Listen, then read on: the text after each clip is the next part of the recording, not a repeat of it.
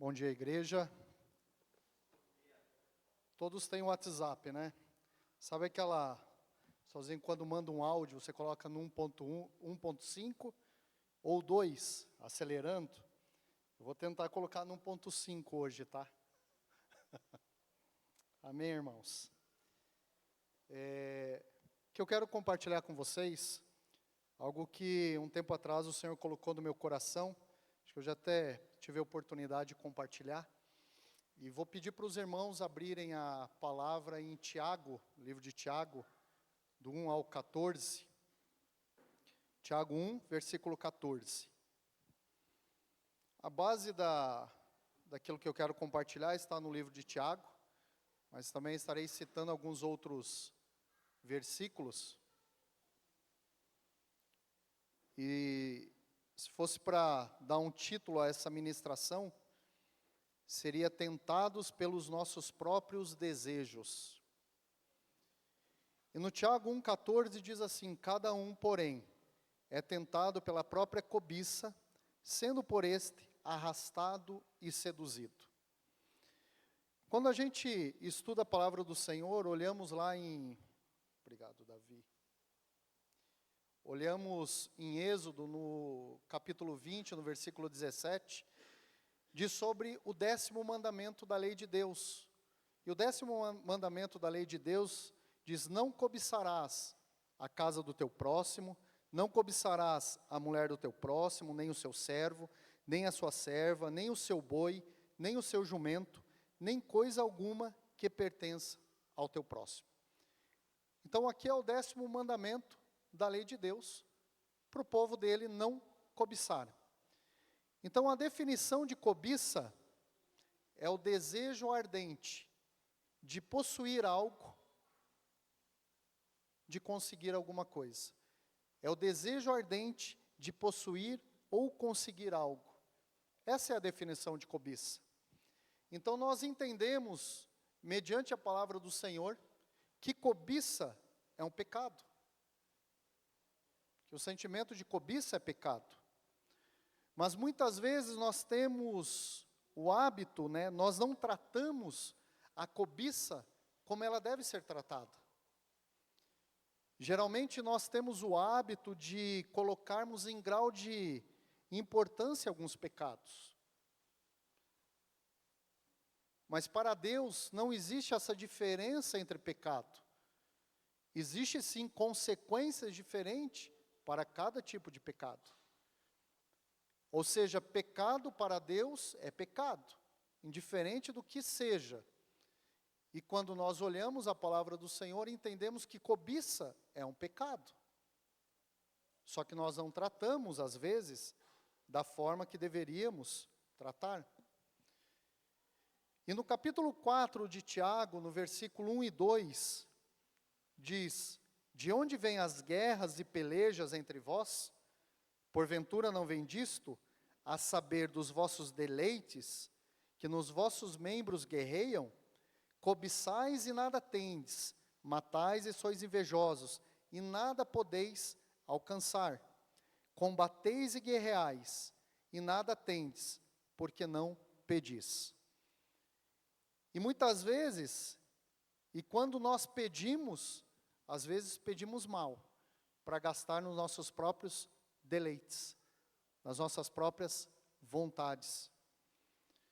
E em Tiago mesmo diz, no versículo 8 do capítulo 1, homem de ânimo doble, inconstante em todos os seus caminhos. E eu fiquei pensando, o que seria um homem de ânimo doble? Nós podemos definir aquela pessoa que em um momento, ele está 100% espiritual, está andando nas nuvens, está se relacionando com Deus, com o Espírito Santo, e logo em seguida, ele está 100% carnal. Logo em seguida, a carne dele está conduzindo nas decisões, nas atitudes, no ânimo. Então nós podemos definir uma pessoa com ânimo doble dessa forma. E a palavra nos alerta que é inconstante em todos os seus caminhos. Pois nós, como cristãos, nós precisamos ter uma vida coerente com a palavra do Senhor. Precisamos ser constante na palavra do Senhor. Não podemos ser como meninos levados em roda por todo vento de doutrina. Um momento você está bem, no outro momento você não está muito legal. Um dia você acorda 100% espiritual, no outro dia você acorda 100% carnal. Nós temos as nossas lutas, as nossas dificuldades. Mas o nosso ânimo, ele precisa estar constante no Senhor. Então nós precisamos entender que nós precisamos de sabedoria em todos os momentos. Mas principalmente nos momentos de provação, nos momentos de dificuldade, nós precisamos de mais sabedoria. E estudando aqui o capítulo 1, no versículo 14 de Tiago, eu extraí alguns pontos do versículo 14. E eu gostaria de conversar sobre esses pontos que eu acabei extraindo. Vamos prestar atenção em duas coisas, né? O primeiro ponto, quando a palavra diz aqui os nossos próprios desejos. Qualquer forte desejo que temos contrário à vontade de Deus é idolatria, que é avareza, que é idolatria. É como colocar algo que não é Deus, como se fosse Deus. A avareza é um pecado, porém nós temos também o costume de diferenciar e escalonar pecados. Não tratamos o pecado da avareza da forma que deveríamos tratar. Poucas vezes nós ministramos, poucas vezes nós ensinamos sobre a avareza.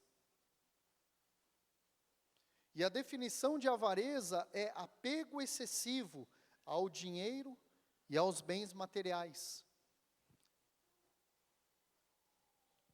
Só que muitas vezes nós definimos a avareza para algumas pessoas que são bem-sucedidas.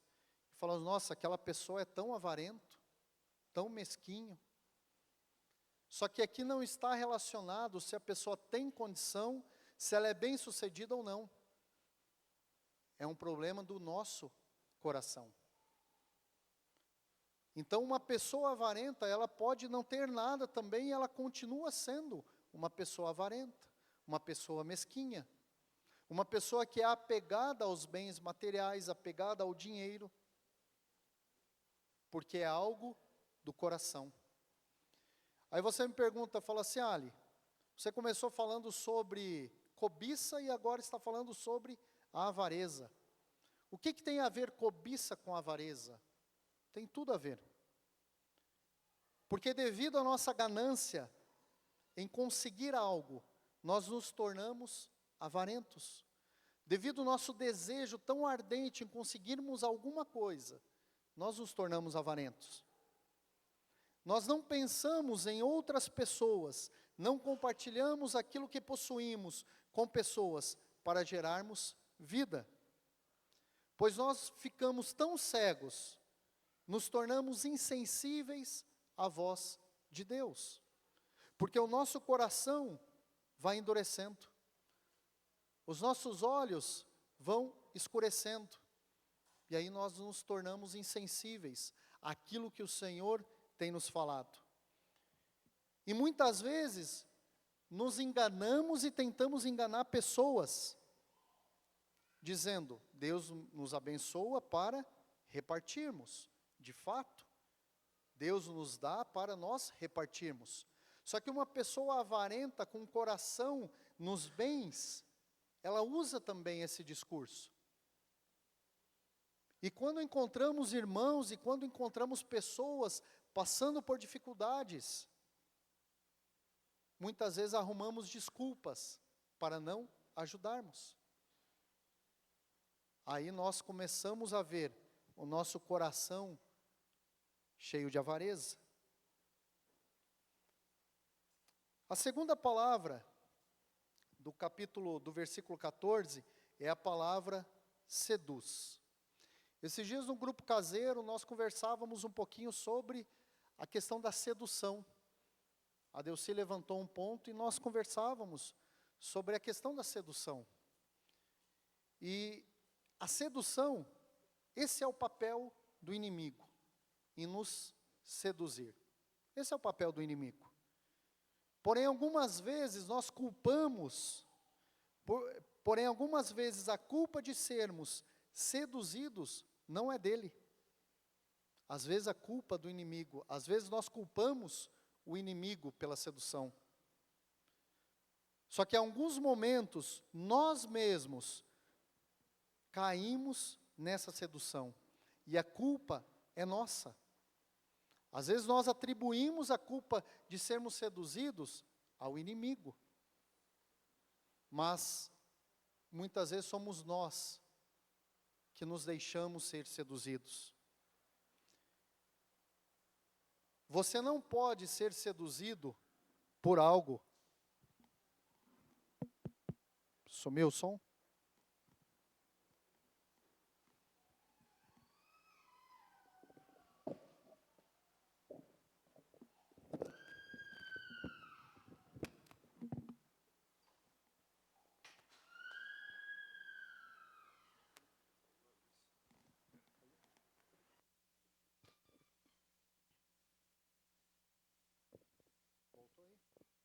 Som.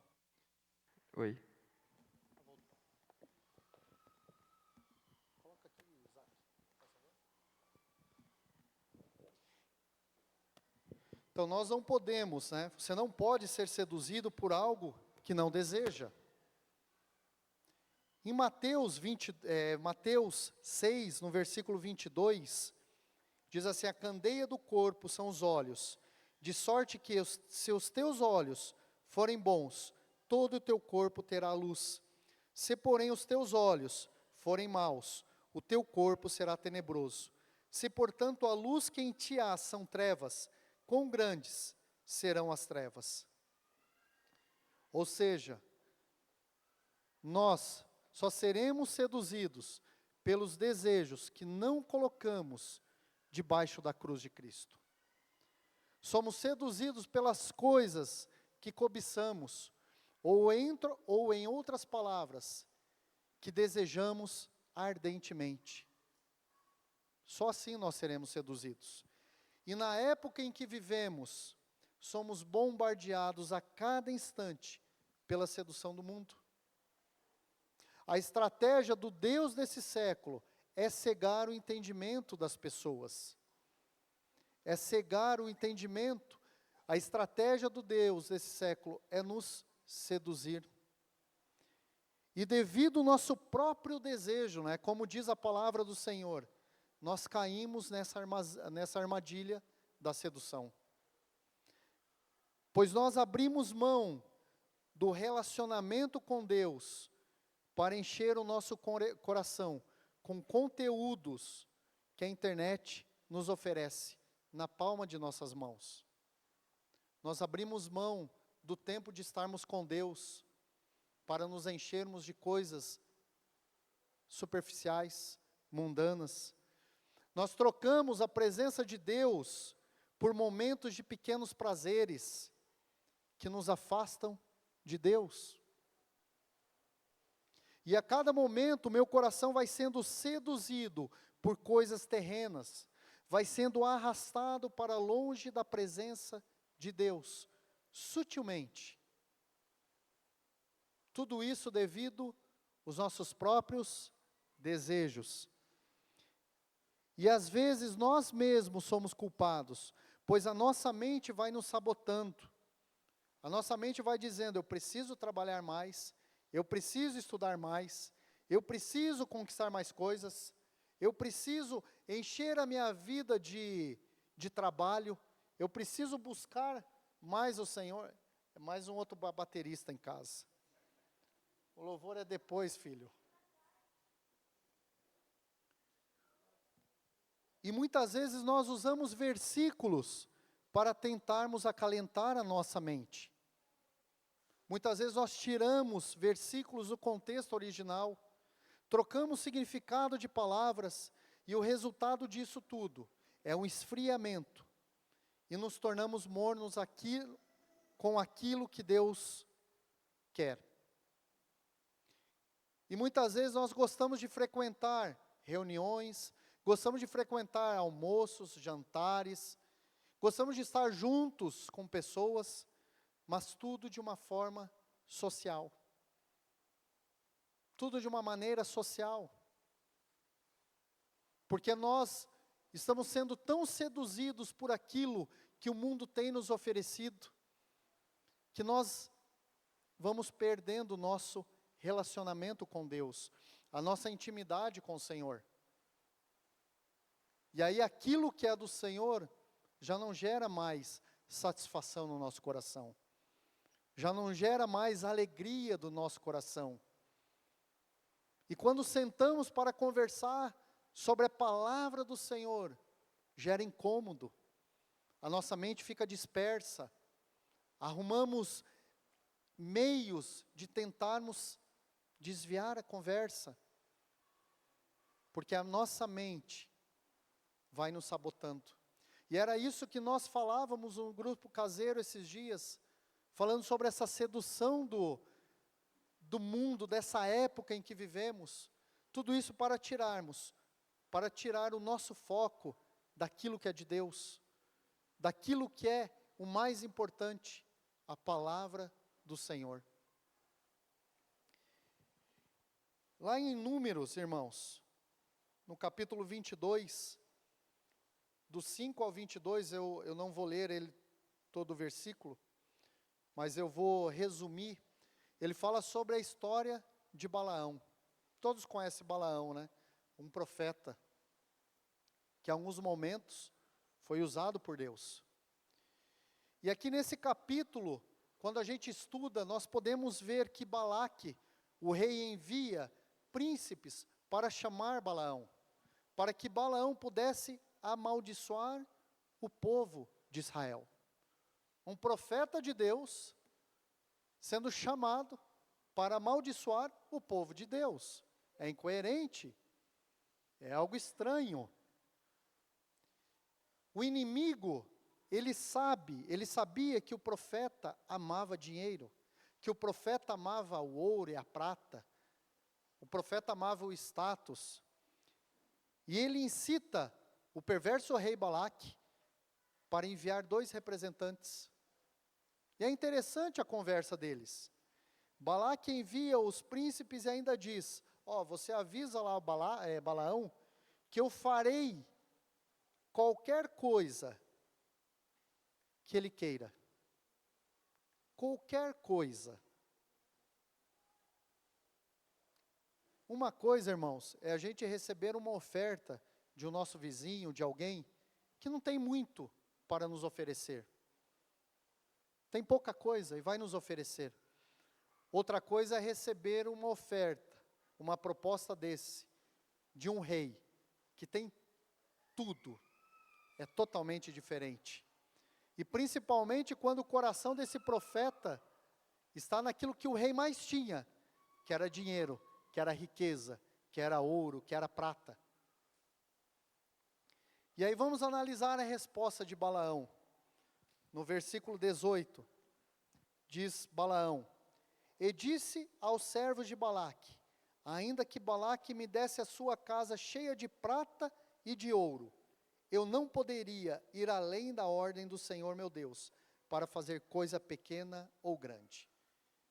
No primeiro momento, quando a gente lê esse versículo 18, a gente até se sente inspirado, né, pela obediência de Balaão.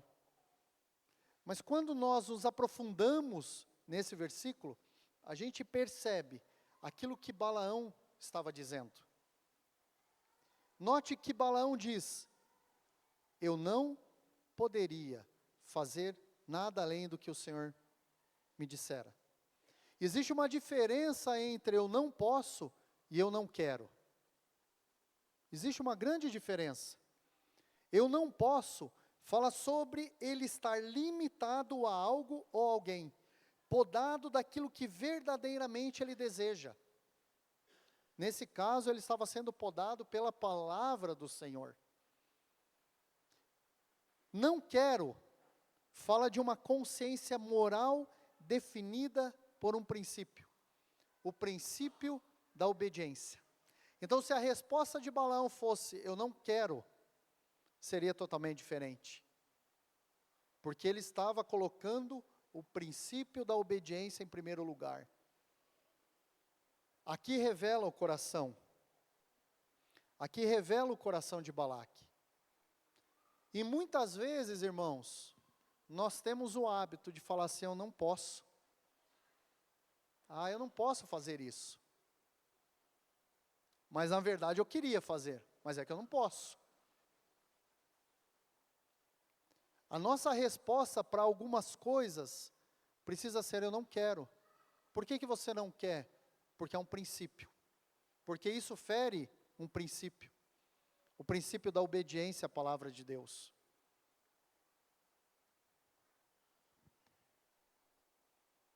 E quando nós olhamos, analisamos aqui, Balaão sabe o que muitas pessoas quando atravessam a porta da igreja sabem. Você não pode deliberadamente desobedecer a palavra do Senhor e continuar sendo abençoado pelo Senhor. Nós não podemos deliberadamente desobedecer a palavra do Senhor. O Jaime falou sobre plantar sementes. Se eu planto algo contrário à vontade de Deus, qual que vai ser a consequência? Receber algo contrário à vontade de Deus.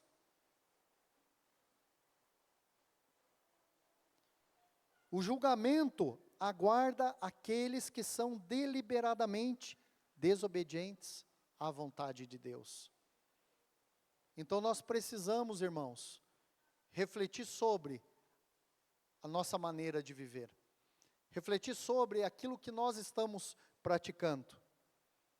Mas mesmo assim, algumas vezes nos metemos em problemas, porque se eu e você, nós não podemos conseguir o que queremos, obedecendo à vontade de Deus, nós continuaremos buscando um jeito de conseguir aquilo que nós queremos, dentro dos parâmetros da vontade de Deus. Vou explicar um pouquinho. Nós começamos a tentar dar um jeitinho, o jeitinho brasileiro, né? Vamos dar um jeitinho aqui. Vamos dar um jeitinho dessa forma. E é isso que Balaão fez. Ele foi dando um jeitinho. E a resposta de Balaão diz assim agora, pois rogo-vos que também aqui fiqueis esta noite, para que eu saiba o que mais o Senhor me dirá. Irmãos, pensa só a situação. O Senhor tinha falado para Balaão não, certo? Quando a gente estuda, aí Balaão recebe essa proposta indecente dos príncipes. Acho que a cabeça dele começou a fazer umas contas, né? E falou assim, fica aqui essa noite, que eu vou orar para o Senhor, para ver o que Ele vai me dizer mais. O que Ele vai me mostrar. Deus já tinha falado não. Será que Balaão acreditava que se eles oferecessem mais dinheiro, Deus mudaria de ideia? Será que ele acreditava que a primeira vez que Deus disse não, era porque ele estava querendo que o príncipe oferecesse mais riqueza para eles? Deus tinha falado, não irá com eles. Mas mesmo assim, Balaão começa a tentar dar um jeito. Por que ele precisa orar novamente? Por que ele precisa ir pedir para o Senhor novamente, sendo que, glória. Eu vou usar o outro aqui.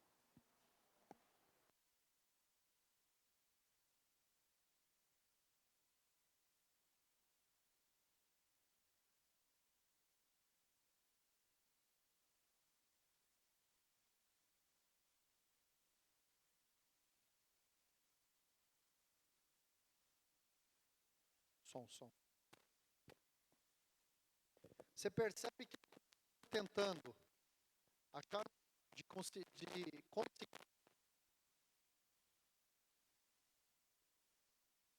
Seu desejo ardente está fazendo com que Balaão deixe de lado o que é razoável. E quantas vezes, irmãos, nós deixamos dar um jeito, Deus falou não. Começamos a pensar com a nossa mente racional, tentando dar um jeitinho naquilo que o Senhor avisou que não nos daria.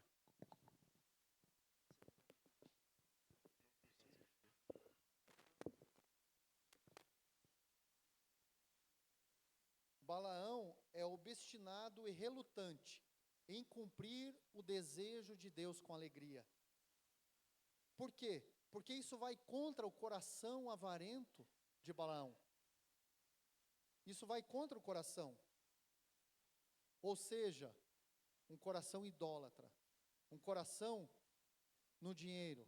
Porque a palavra de Deus diz: não podeis servir dois senhores, ou irá agradar um e desagradar o outro.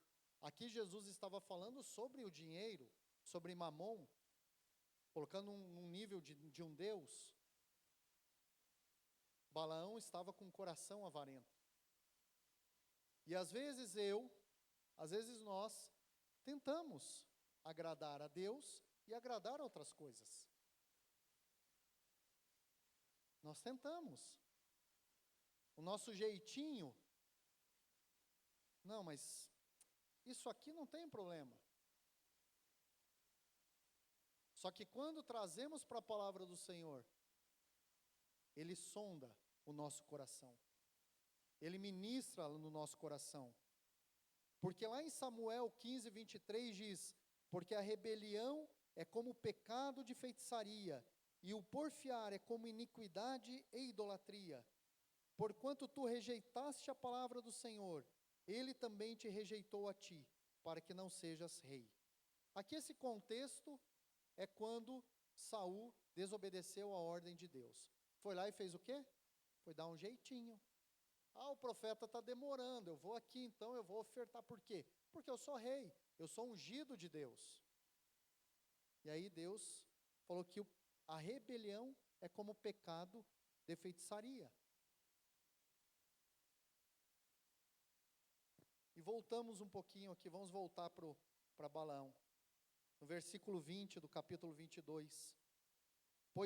Veio, Deus a Balaão de noite e disse-lhe: se aqueles homens te vierem chamar, levanta-te e vai com eles.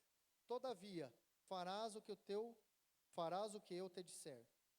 Eu fico imaginando aqui de manhã, o Senhor falando isso para Balaão. Ele deve ter pulado de alegria.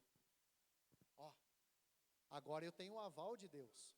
Primeira vez ele falou não, agora ele falou: de manhã cedo eles vão vir te chamar, levanta e vai com eles. Mas vai fazer o que eu te disser. Nesse momento aqui, eu acredito que Balaão ficou feliz. Deus ouviu minha oração ontem à noite. Porque os homens tinham ficado à noite com Balaão e eles iriam chamar ele na manhã seguinte. Então Deus está dizendo basicamente assim: você vai, Balaão, mas assim, você vai e fala aquilo que eu te disser. E eu acredito que o coração avarento e idólatra de Balaão ia dar um jeito também. Só o que chama atenção aqui, irmãos? O versículo diz que veio Deus e falou a Balaão. Não foi um espírito enganador, não foi a mente de Balaão que criou a imagem, foi Deus. Falou assim: você vai, mas você vai falar o que eu lhe disser. Diante disso, poderia parecer que Deus o tinha feito esperar para conseguir mais dinheiro. Porque agora é Deus que está dizendo vai. Balaão agora tem a autorização do Senhor para ir. Então ele acorda de manhã, prepara sua jumenta, pega os seus mais dois servos, coloca toda a carga em cima da jumenta e parte. Só que no versículo seguinte diz assim: então Balaão levantou pela manhã, albardou a sua jumenta e foi com os príncipes de Moabe. E a ira de Deus acendeu-se porque ele se ia. E o anjo do Senhor pôs-se-lhe no caminho por adversário, e ele ia caminhando, montado na sua jumenta, e 2 de seus servos com ele. Vocês entenderam? E a ira de Deus acendeu-se sobre Balaão. Deus falou, vai, pode ir com eles. Quando Balaão começa a ir, a palavra diz que a ira de Deus se acendeu. Nós sabemos que Deus não é esquizofrênico, né? Nós sabemos que Deus não muda de ideia. Então, como que nós explicamos isso?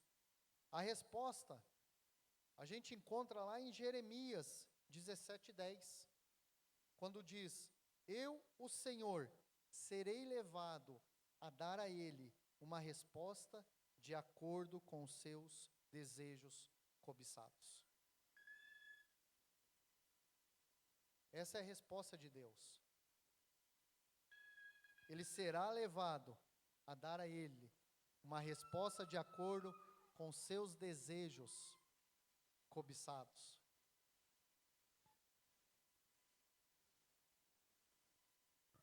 Irmãos, e trazendo para a nossa realidade, trazendo para as nossas vidas, isso muitas vezes acontece no meio da igreja, no meio dos irmãos. Acontece essa desobediência, acontece esse coração idólatra, esse coração avarento. Porque se realmente queremos alguma coisa, e se continuarmos a cobiçar, quando Deus já falou, quando Deus já revelou o seu desejo, e o seu desejo é não, se o nosso coração continuar relutando sobre isso, é possível que Ele nos dê aquilo que nós desejamos, mesmo sabendo que seremos julgados depois, mesmo sabendo. Então, às vezes, existe uma diferença entre a vontade de Deus e a permissão de Deus. Existe uma grande diferença. Se a gente olhar o povo de Israel, a história de Israel, o povo queria um rei. E o povo vai diante de Samuel e pede um rei. Samuel vai e ora ao Senhor. E Deus fala para Samuel assim, Samuel, não vou dar o rei sobre eles.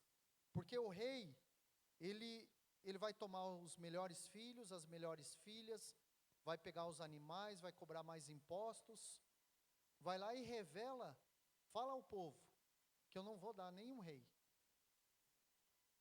Samuel volta,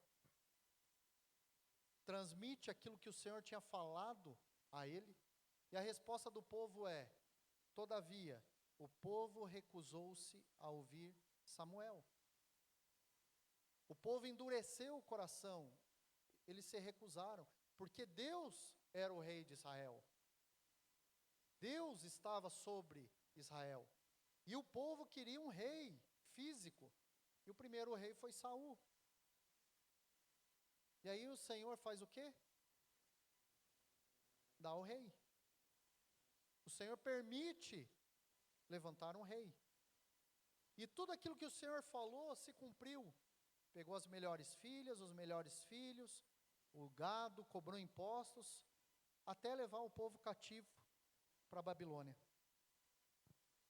E o mais interessante é que Deus, ele confortou Samuel. Samuel foi naquela crise perante Deus, e Samuel falou assim, Samuel, o povo não tem te rejeitado, a mim tem rejeitado.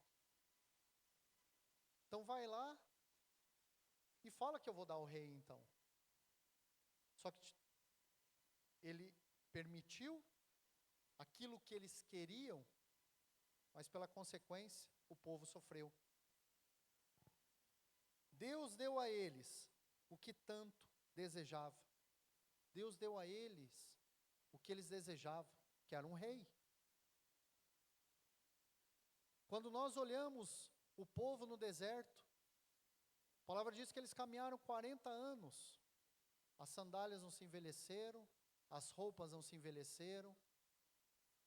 Deus dava o alimento maná todos os dias, e comia a mais fina das comidas, que era o maná do Senhor. E chegou um momento que eles começam a reclamar sobre o quê? Nós queremos carne. Nós queremos carne. Aí o Senhor vai e traz codornizes a eles.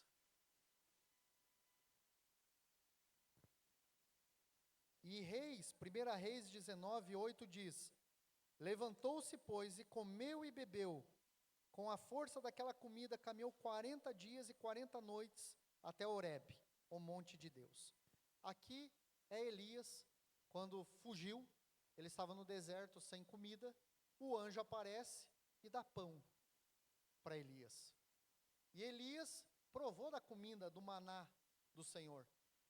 E apenas 2 pães foram suficientes para ele caminhar 40 dias e 40 noites. Então o povo experimentou esse maná no deserto durante 40 anos. Mas chegou um momento que o coração deles não queria mais o pão, eles queriam a carne. E aí Deus faz o milagre, trazendo codornizes ao deserto. E quem entende um pouco sabe que codorna não dá no deserto, né? Não vive no deserto. Codorna vive nas lavouras. Mas o Senhor dá codorna para eles. E lá em Salmos 78, do 29 e 31, diz assim: então comeram e se fartaram bem, pois lhes cumpriu o seu desejo. Não refrearam o seu apetite. Ainda lhes estava a comida da boca, quando a ira de Deus desceu sobre eles, e matou os mais robustos deles, e feriu os escolhidos de Israel. Deus atendeu o pedido deles. Vocês querem codorna? Então eu vou dar carne aí para vocês. Se fartam. Se fartam com a carne. E a palavra diz que a comida ainda estava na boca deles. A ira do Senhor veio sobre eles. Eles fizeram um pedido. Deus concedeu o pedido. E trouxe codorna para aproximadamente aí 2 milhões de pessoas. Era muito. Muitas codornas. Ele milagrosamente concede o desejo, mas antes que eles terminassem de comer, o juízo de Deus caiu sobre eles.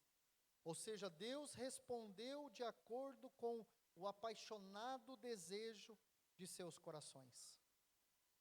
Deus permitiu. Deus permitiu. E às vezes, irmãos, eu pensando, às vezes chega irmão, já aconteceu comigo lá no passado. Vou lá e peço um conselho, aquele que caminha comigo. Ele me dá um conselho totalmente contrário à minha vontade. Aí eu vou lá, procuro um outro irmãozinho que é meio parecido comigo. Vou e pergunto para ele, sendo que o primeiro já tinha me dado um conselho de não. E ele responde a mesma coisa que o primeiro. Eu não satisfeito, eu vou procurar um terceiro, vou procurar um quarto, até eu encontrar a resposta que o meu coração quer. Até eu encontrar a resposta. Ou seja, essa pessoa ela não desiste de conseguir a tão desejada resposta do seu coração. Se na primeira vez que eu recebo o não, eu vou e busco conselho com o presbitério, vou buscar conselho com o Alcione, ele falou não a primeira vez, por que eu tenho que buscar o segundo conselho? Sendo que a primeira foi não. E se o segundo me deu não, por que eu tenho que buscar o terceiro conselho?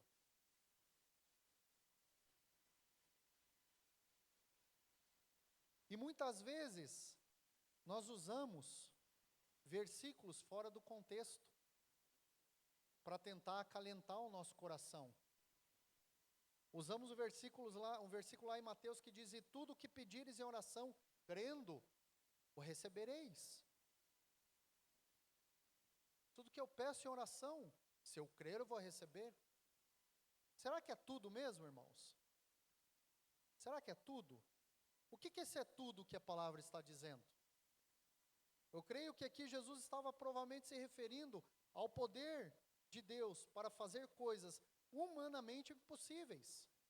Curar enfermos, ressuscitar mortos, expulsar demônios e muitas outras coisas de acordo com a vontade de Deus. Só que eu atribuo esse versículo àquilo que eu quero de mais importante na minha vida, de coisas que não agradam o coração de Deus. Eu creio também, quando nós estamos passando por necessidade, dificuldade, eu já experimentei muito isso na minha vida. Orar ao Senhor, Ele abençoa. Ele responde de uma maneira imediata. Mas nós não podemos tirar o versículo do seu contexto. Como está o nosso coração naquele momento? O que eu preciso entender é que quando cobiçamos algo que vai contra o desejo de Deus para nós, às vezes Ele permite. Às vezes Ele nos dará aquilo, para que lá na frente, Ele possa recapturar novamente o nosso coração.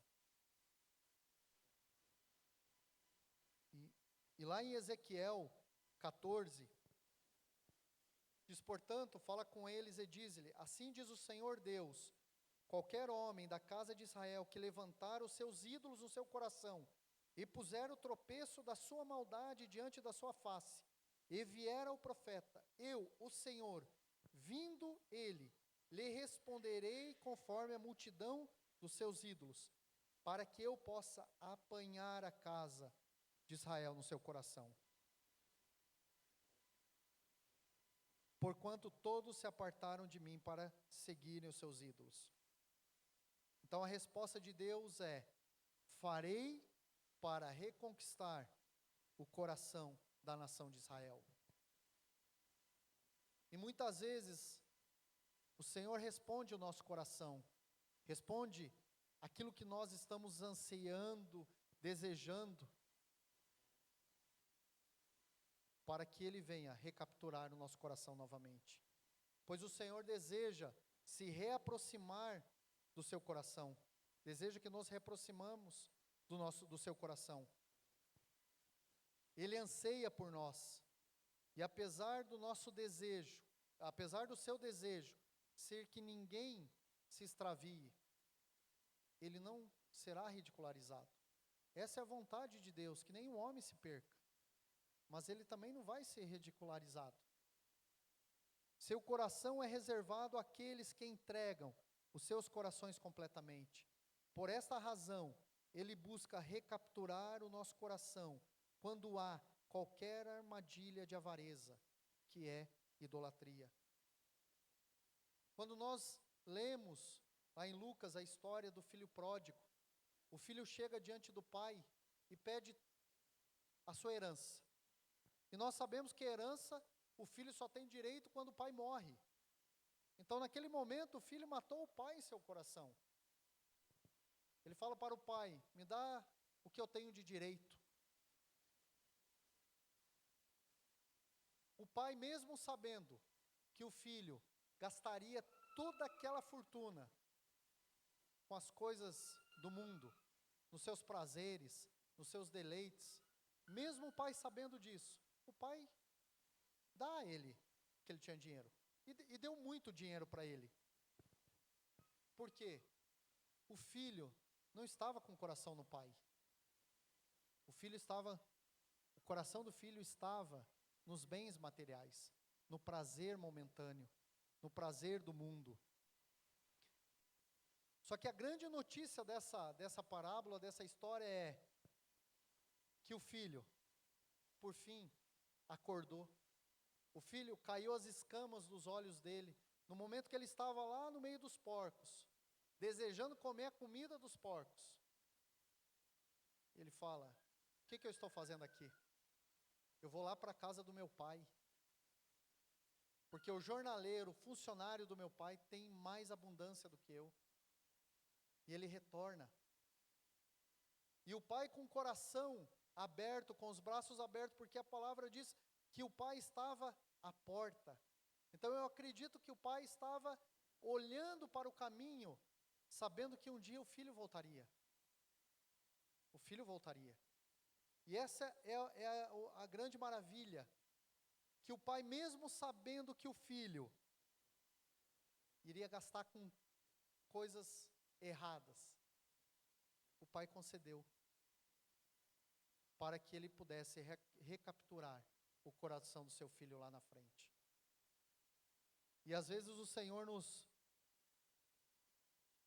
permite algumas coisas na nossa vida, permite situações em nossa vida, para que o nosso coração seja recapturado novamente, para que o nosso coração volte novamente ao Senhor, para que os nossos olhos retornem novamente ao Senhor. E quando nós olhamos, lá em João 6, nós estamos estudando João 6:68, quando Jesus está pregando para a população, para as pessoas, para os discípulos, e alguns discípulos achavam aquela pregação muito dura, uma pregação de falar de comer a carne, beber o sangue. A palavra diz que muitos dos seus discípulos foram embora, abandonaram porque era uma palavra muito dura aos seus ouvidos. E aí Jesus pergunta: e vocês? O que vocês vão fazer? Vocês querem ir embora também? Aí Pedro responde, né? Senhor, para quem iremos nós? Tu tens as palavras de vida eterna. Nós precisamos responder dessa mesma forma para o Senhor. Senhor, para quem nós iremos? Para onde nós iremos? Se só o Senhor tem palavras de vida eterna. Somente o Senhor é capaz de preencher aquilo que está no meu coração. Somente o Senhor é capaz de preencher o vazio do meu coração. Eu tenho buscado tantas coisas pelo mundo, tenho me enchido de tantas coisas, de prazeres momentâneos. Tenho aberto mão do relacionamento com Deus. Tenho deixado de me aproximar mais do Senhor, em buscar mais o Senhor. Tudo isso para encher o meu coração, para satisfazer um vazio que está no meu coração. E aí o Senhor pergunta: e vocês? A nossa resposta precisa ser essa. O que nós iremos fazer, Senhor? Somente o Senhor pode preencher o nosso coração. Somente o Senhor pode trazer vida no nosso coração. Não consigo, não devo, não posso ir para lugar nenhum sem a Tua presença. Amém?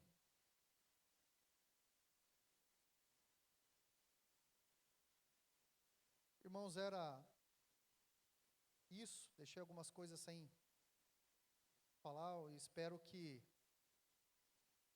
eu tenha conseguido transmitir aquilo que o Senhor vem falando no meu coração, transmitir a palavra do Senhor a vocês,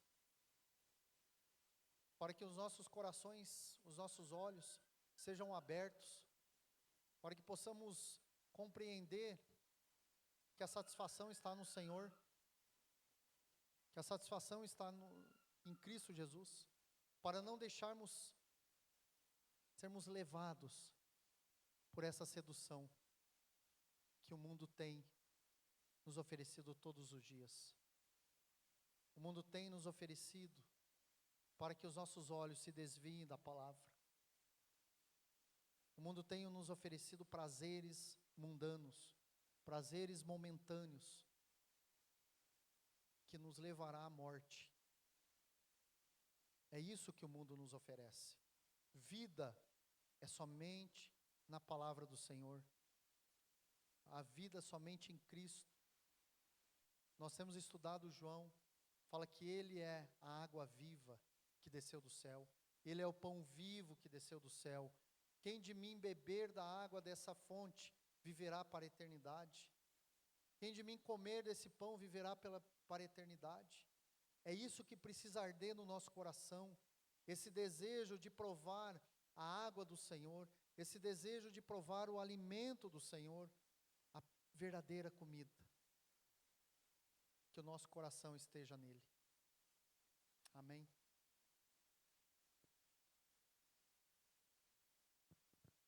Irmãos, vamos orar. Senhor Deus, muito obrigado, Pai, por esse tempo. Muito obrigado, Senhor, por essa manhã, Pai. Obrigado, Deus, porque a Tua palavra é viva e eficaz, e mais penetrante que espada de 2 gumes, Senhor. E penetra e faz divisão da alma do espírito, Deus. Senhor, que a Tua palavra venha a cada dia, Senhor, penetrar no nosso coração. No coração mais duro, Senhor, ela venha penetrar. Que possamos entender e compreender que somente no Senhor temos palavras de vida eterna. Somente no Senhor, Deus, temos o alimento que nos dará vida. A fonte da água está no Senhor. Que possamos abrir mão, Senhor, daquilo que é momentâneo, Pai. Aquilo que nos dá prazer momentâneo, Senhor. Para gastarmos tempo com o Senhor. Para investirmos tempo no Senhor. Para nos prostrarmos diante da Tua palavra, Senhor. E glorificar o Teu nome. E glorificar a Tua pessoa, Deus. Porque foi para isso que nós nascemos. Para Te adorar, Senhor. Como nós cantamos aqui. Foi para isso que nós nascemos. Para louvar o Senhor. Engrandecer o Senhor. A nossa vida sem o Senhor não tem sentido algum, ó Pai. Ajuda-nos, Senhor. Ajuda-nos a cada dia caminharmos, Pai, com os nossos olhos no Senhor. Com os nossos olhos, Pai, voltados a Cristo Jesus. Para a honra e glória do Teu santo nome. Amém, Pai.